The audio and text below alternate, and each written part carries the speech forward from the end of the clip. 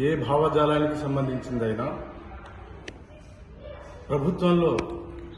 ప్రభుత్వంలో ఏ సామాజిక వర్గానికి సంబంధించిన వ్యక్తులున్నా చేసే చట్టాలు వాళ్ళ స్వప్రయోజనాల దృష్టిలోనే ఉంటాయి.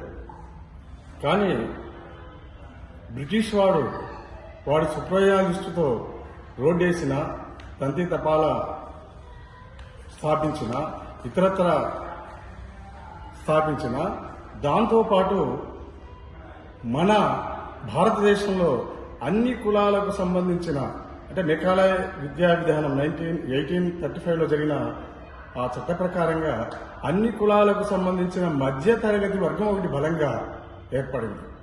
ఆ వర్గం చేసిన పోరాటం వల్లనే మనకు స్వాతంత్రం సిద్ధించింది. ఇప్పుడు మీరన్నట్టు రేవంత్ రెడ్డి గారి ప్రభుత్వం చట్టం చేసింది. దానివల్ల మన మిత్రులు వెలిపించినట్టు కొంత వాళ్ళ ప్రయోజనాలు ఉంటాయి, ఉండకుండా ఎవరేం చేయరు.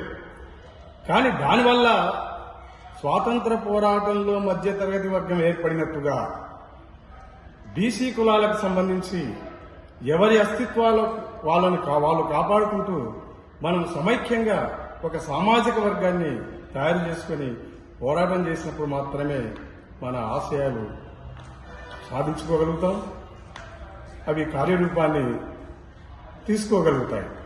ముఖ్యంగా ఈ భావజాలాన్ని వ్యాప్తిలోకి తెచ్చిన వారు మారోజు వీరన్న. చరిత్ర మరిచింది, చరిత్ర విస్మరించింది. తెలంగాణ పోరాటంలో కూడా ఆయన గురించి మాట్లాడలేదు. ఆయన ఏమయ్యాడో మనందరికీ తెలుసు. కమ్యూనిస్టు పార్టీలో ఏ రకమైనటువంటి ఇది చేశారో మనకు తెలుసు. కాబట్టి ఇలాంటివి జరుగుతుంటాయి. కాబట్టి మనం ఆ భావజాలాన్ని ముందుకు తీసుకెళ్లాలంటే మహాభారతంలో ధర్మరాజు పాటించిన పాలసీని మనం పాటించాలి. నేను ఇంతకుముందే చెప్పాను, ఈ మధ్య అంటే సామ్రాజ్యవాద కుట్ర చేత 90s ప్రారంభమైన ఈ విభజన అంటే కులాల పరంగా వాళ్ళ ప్రయోజనాలు వేరు. కానీ ఇవాళ మనం ఏమనుకుంటున్నాం, ఎవరి కులానికి సంబంధించిన అస్తిత్వాన్ని వాడు కాపాడుకుంటూ మనం సమైక్యంగా పోరాటం చేయాలి. భారతంలో ధర్మరాజు పాటించిన నియమాన్ని పాటించాలి. ధర్మరాజు పాటించింది ఏంటి? చిత్రసేనుడు అనేటువంటి వాడి కొలనులో దుర్యోధనుడు స్నానం చేస్తే వాడు ఇంద్రలోకానికి బందీ అయి తీసుకెళ్తుంటే అప్పుడు వాడి భార్య బాధపడి ఎట్లా వాడిని కౌరవ సైన్యం అంతా ఓడిపోతాం, కర్ణుడు సైతం ఓడిపోతాడు.